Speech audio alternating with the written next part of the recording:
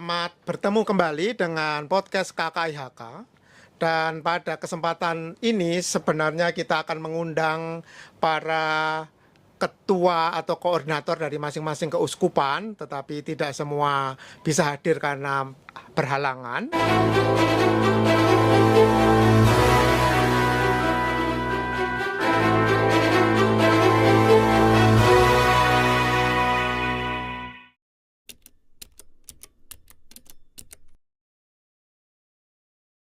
Tetapi ini kita sudah ada dari Tanjung Karang mewakili keuskupan mana, Bu? Tanjung Karang ya? Lampung. Lalu Bu Marta, lalu Mbak Brigita mewakili keuskupan Semarang, lalu Ibu Ona mewakili keuskupan Flobamura. Karena NTT itu banyak ya. Banyak keuskupan tapi Banyak. kita jadi satu. Jadi satu. Oke. Flobamura. Ya. Nah, kesempatan ini sebenarnya kita hanya ingin menanggapi apa yang sudah ditulis oleh para uskup kita. Yaitu dalam rangka 118 tahun kebangkitan nasional 20 Mei 2026 dan Konferensi Wali Gereja Indonesia itu mengeluarkan seruan pastoral. Nah, kita akan membaca apa yang sebenarnya ditulis oleh konferensi Wali Gereja Indonesia. Lalu kita akan menanggapi. Yang pertama, saya akan membacakan seruan pastoral itu. Saudara-saudari sebangsa dan setanah air yang terkasih, pada peringatan kebangkitan nasional yang ke-118 ini, 20 Mei 2026, kita mengenang sebuah momen penting dalam sejarah bangsa Indonesia. Saat para pendahulu kita bangkit dari keterpecahan, ketakutan, dan penjajahan menuju kesadaran sebagai satu bangsa yang memiliki harapan dan cita-cita bersama. Kebangkitan nasional lahir bukan hanya dari semangat politik, tetapi juga dari keberanian moral, solidaritas sosial, dan keyakinan bahwa masa depan bangsa yang lebih baik harus dibangun bersama. Nah, prolog ini, pengantar ini sudah mengatakan bahwa sebenarnya Gereja Katolik di Indonesia itu adalah bagian dari bangsa Indonesia. Meskipun kita berada di Hong Kong, kita tetap menjadi bagian Gereja Katolik di Indonesia. Meskipun di sini kita adalah bagian dari Keuskupan Hong Kong, tetapi keluarga kita di Indonesia ya masing-masing menjadi dari Keuskupan Tanjung Karang, dari Semarang, dari Flobamura. Ya, nah saya teruskan. Hari ini kita kembali dipanggil untuk merenungkan makna kebangkitan dalam konteks Indonesia masa kini. Saat kita sedang dihadapkan pada tantangan yang tidak ringan, serta ketidakpastian global dan dinamika domestik yang sangat kompleks. Marilah kita bangkit bersama, penuh harapan, membangun bangsa sesuai dengan tugas dan tanggung jawab masing-masing secara pas dan pantas, serta cepat dan tepat. Ketidakpastian ekonomi dunia, perubahan geopolitik, perkembangan teknologi yang cepat, krisis ekologis, dan berbagai persoalan sosial di dalam negeri menghadirkan tantangan yang sungguh besar bagi kehidupan bersama.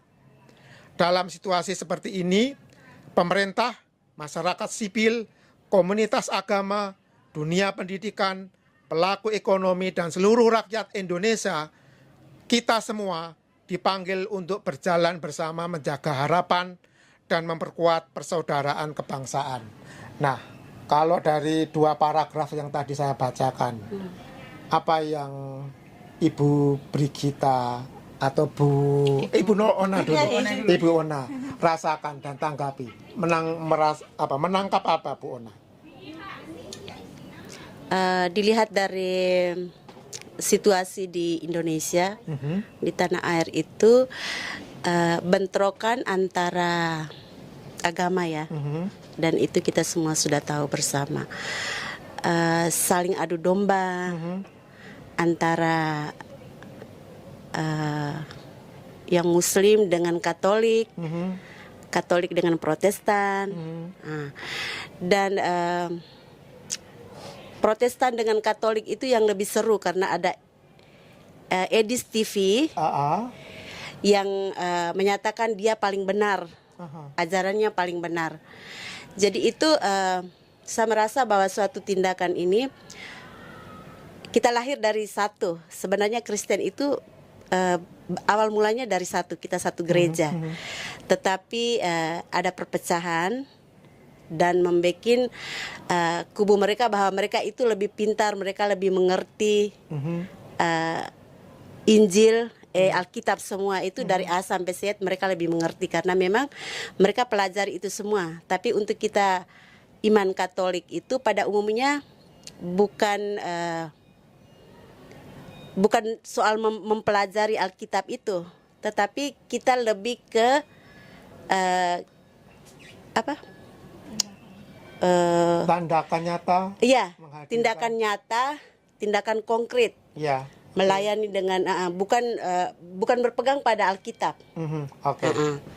Sementara yang baru-baru ini mereka bilang Tritunggal itu tidak tertulis di Alkitab. Dan saya karena pas lewat di beranda saya komen itu orang Protestan. Saya bilang memang Tritunggal itu tidak tertulis di Alkitab. Ya.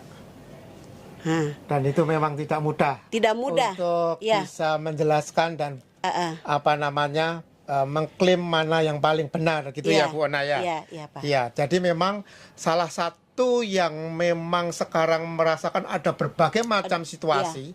Salah satunya juga di media sosial itu perseteruan ya ini. Kebenaran itu sangat mengkerucut. Kalau misalnya Katolik dengan Muslim ya itu karena memang selisih agak jauh ya. Tetapi kalau Protestan dengan Katolik ini saya merasa bahwa kita itu satu sebenarnya. Kita satu rumah, tetapi kenapa kita jadi kayak saya paling benar, saya lebih tahu, saya punya ini yang paling benar. Nah, jadi terkadang itu yang kita Katolik lebih ya sudahlah, kita lebih memilih diam. Ya sudah, kita tidak mau untuk kalau kita mau benar tidak perlu kita harus menunjukkan bahwa kita paling benar karena biasanya kelompok-kelompok tertentu itu merasa bahwa pendapat mereka itu yang paling benar. Pendapat mereka yang paling benar dan itu memicu suatu bentrokan, perpecahan yang larinya itu ke intoleransi, diskriminasi, dan bisa ke politik identitas. Oke, terima kasih Ibu Ona. Jadi memang ini satu sisi di mana kita sekarang menghadapi di Indonesia banyak sekali friksi, termasuk tadi yang diceritakan adalah perpecahan atau adu argumen dalam bidang agama. Mbak atau Bro Brigita ketika mendengar saya bacakan tadi apa reaksinya, perasaannya? Perasaan saya kalau ngelanjutin dari Kak Ona tadi ya tentang perseteruan atau kayak konflik antara agama itu. Kalau kita sebagai Katolik seharusnya kita berpegang teguh kepada ajaran kita yang apostolik itu. Ya, kalau kita berpegang kepada ajaran yang apostolik itu, saya rasa kita sudah diteguhkan. Karena iman Katolik itu sudah final itu. Sudah tidak bisa diperdebatkan lagi. Jadi, kalau menanggapi ini semua menurut saya sih tetap rendah hati, tidak usah terlalu kalau sekarang di media sosial ya, terutama di kayak Facebook, YouTube ataupun TikTok. Ini kan seru banget sekarang perdebatan. Apalagi yang baru-baru kemarin yang Romo Cafe sama Pendeta Milatok. Itu kalau saya lihat dari perdebatan tersebut, Romo kita yang Romo Cafe itu sangat-sangat terlihat kedewasaan dalam segi pengajaran dan secara Alkitab beliau sangat menguasai Alkitab tersebut. Oke. Jadi dari sini kita banyak bisa melihat bagaimana gembala kita dalam menerangkan ajaran Katolik. Oke. Kita tidak perlu merendahkan lawan bicara kita, tapi tetap rendah hati dan menuntun kepada Alkitab dan jalan kebenaran untuk menghindari perpecahan yang Oke. terjadi. Oke. Itu saja sih. Oke, berarti masih terkait dengan bagaimana masalah Iya. agama yang juga membuat suasana di Indonesia menjadi juga runyam, Iya, dan sangat keruh. ada keruh. Iya. Oke. Bu Agatha, apakah menanggapi itu atau sesuatu yang lain ketika membaca atau saya mendengar membacakan tadi? Ada tanggapan apa? Rasanya apa yang dirasakan? Rasanya seperti apa ya, kita itu selalu diadu domba, nggak pernah ada habisnya, nggak ada pernah ada ujungnya seperti itu. Harapan saya agar semua umat itu bisa merendahkan hati masing-masing supaya kita bisa bersatu. Apapun itu kita harus menanggapinya dengan rendah hati seperti itu, supaya jangan kita selalu bentrok, selalu bertengkar. Kita ini sebagai pembawa damai ya, sebagai orang Katolik itu sungguh-sungguh pembawa damai. Sebenarnya nggak perlu menanggapi banyak-banyak, karena orang Katolik itu lebih daripada tindakan nyata untuk menanggapi bentrokan ataupun situasi di Indonesia sekarang ini. Seperti itu. Oke, baik. Terima kasih. Itu adalah tanggapan dari apa yang dua paragraf dari seruan pastoral. Saya lanjutkan sekarang, ya. Jadi menanggapi itu semua, tulis para bapak uskup kita dalam konferensi wali gereja begini. Sebagai gembala gereja Katolik di Indonesia, kami merasa terpanggil menyampaikan suara hati dan keprihatinan pastoral atas berbagai situasi memprihatinkan yang sedang dialami bangsa kita. Seruan ini lahir dari tanggung jawab moral untuk menjaga martabat manusia, merawat keutuhan ciptaan, serta memperkuat semangat persaudaraan dan keadilan sosial demi kebaikan bersama atau bonum comune. Gereja percaya bahwa kasih kepada bangsa diwujudkan bukan hanya melalui doa, tetapi juga melalui keberanian untuk merawat kehidupan bersama dengan hati nurani yang jernih dan kasih yang tulus dan semangat gotong royong. Saya lanjutkan, jadi ini menanggapi. Jadi kita seide, seperasaan meskipun perspektifnya berbeda, tetapi kita berharap pada sebuah bagaimana kita bisa merawat kehidupan bersama. Nah, selanjutnya dalam surat pastoral itu, seruan pastoral, ini berbicara soal luka sosial dan retaknya persaudaraan. Tadi sudah dijelaskan oleh Bu Ona, oleh Mbak Bu Brigita, dan tadi juga Bu Marta menanggapi. Apa yang dimaksud dengan luka sosial dan retaknya persaudaraan? Saya bacakan, nanti bisa perasaan tanggapannya bagaimana, ya. Kita merasakan adanya luka sosial, luka sosial yang semakin nyata dalam kehidupan bangsa. Banyak keluarga menghadapi tekanan ekonomi dan sosial yang berat. Generasi muda tidak sedikit yang mengalami kecemasan, kehilangan arah, dan krisis kesehatan mental. Kekerasan terhadap perempuan dan anak masih terus terjadi. Lansia, penyandang disabilitas, masyarakat adat, dan kelompok rentan lainnya seringkali belum sungguh mendapatkan perhatian dan perlindungan yang memadai. Semuanya ini mengingatkan kita bahwa pembangunan sejati tidak hanya diukur dari pertumbuhan ekonomi, tetapi juga dari kemampuan sebuah bangsa menjaga martabat manusia yang paling lemah dan rentan serta bagaimana kesejahteraan semakin dirasakan oleh mereka yang berada di pinggiran. Lanjutnya, kita juga tidak dapat menutup mata terhadap luka panjang yang masih dirasakan saudara-saudari kita di tanah Papua.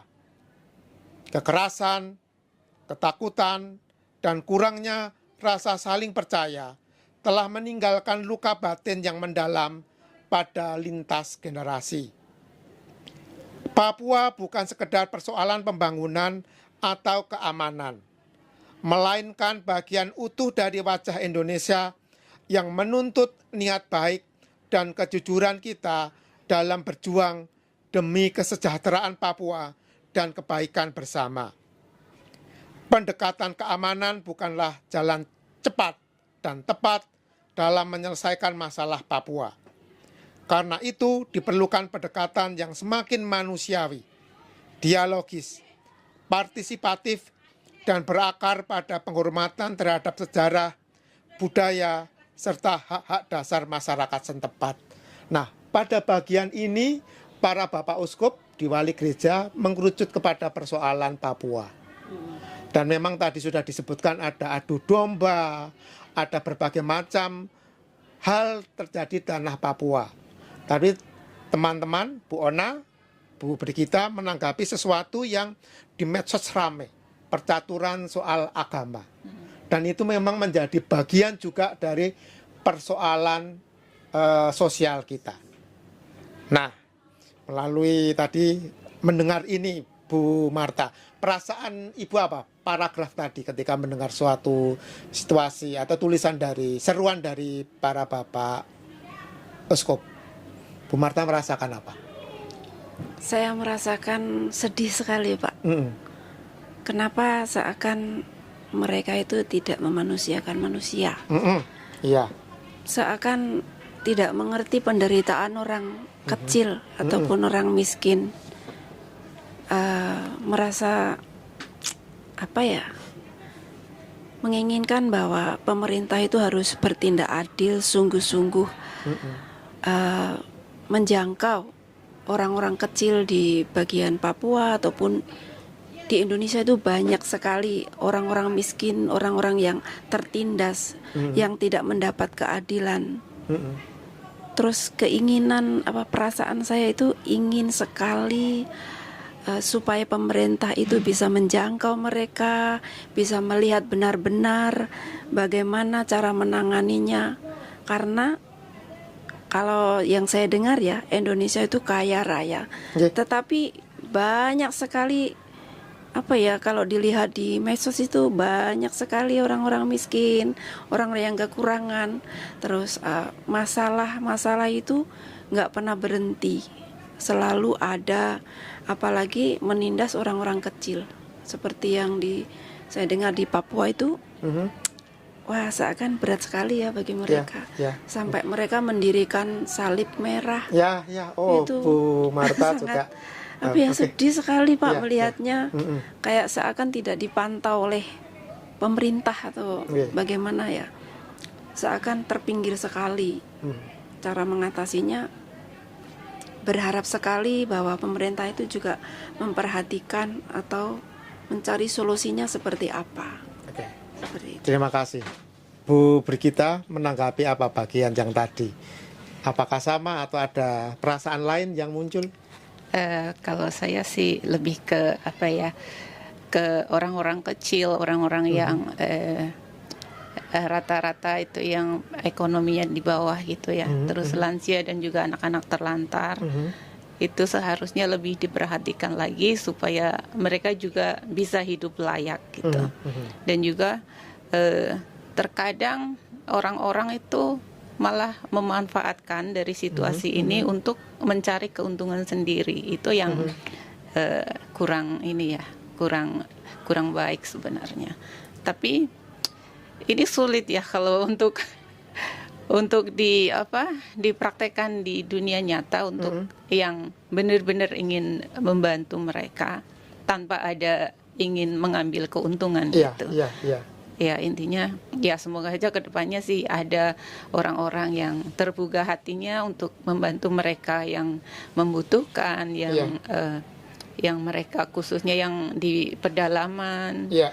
Karena kalau yang sangat pedalaman itu khususnya ya kayak Papua gitu Iya, ya. iya. Karena di sana kan fasilitasnya sulit, terus barang-barang di sana juga harganya Iya, mahal. iya.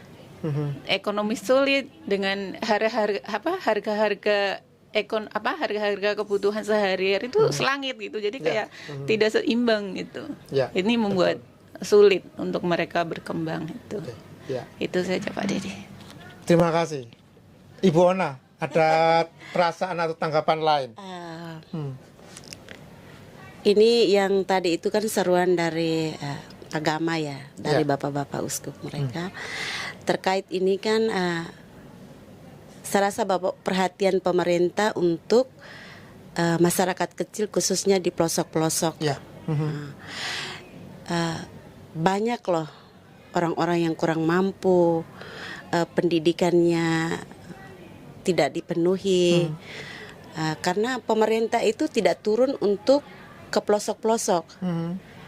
Makanya dari situ agama menuntut pemerintah supaya kerjasama dalam hal ini, ada perhatian juga dari pemerintah. Jadi pemerintah dengan pihak rohani agama itu untuk bekerja sama turun untuk melihat orang-orang yang di pelosok-pelosok itu, beri mereka wadah atau ruang. Karena kita jangan membantu negara-negara lain di luar sana, sementara di negeri sendiri banyak yang hidup, banyak masyarakat kecil yang masih susah untuk makan aja susah. Dan ini dari agama, dari kita pihak agama itu macam merasa prihatin ya. Kan mereka itu harus seiring sejalan. Untuk rangkul orang-orang kecil itu, memberi mereka supaya mereka merasa bahwa mereka itu dihargai. Mereka punya pemerintah. Jadi agama dengan pemerintah itu harus seiring sejalan, bekerja sama. Jangan pemerintah mereka itu duduk di kursi enak, memanfaatkan hal-hal yang fasilitas untuk kepentingan pribadi, golongan mereka sendiri, sementara yang kecil tetap tertindas. Jadi ini mungkin sebagai suatu perhatian bersama ya, supaya kita bisa bagaimana merangkul orang-orang kecil itu, memberi mereka ruang, tempat, sudah pasti psikologinya, iman mereka dikasih ruang, dikasih edukasi, pendidikan yang layak, seperti itu. Oke, terima kasih.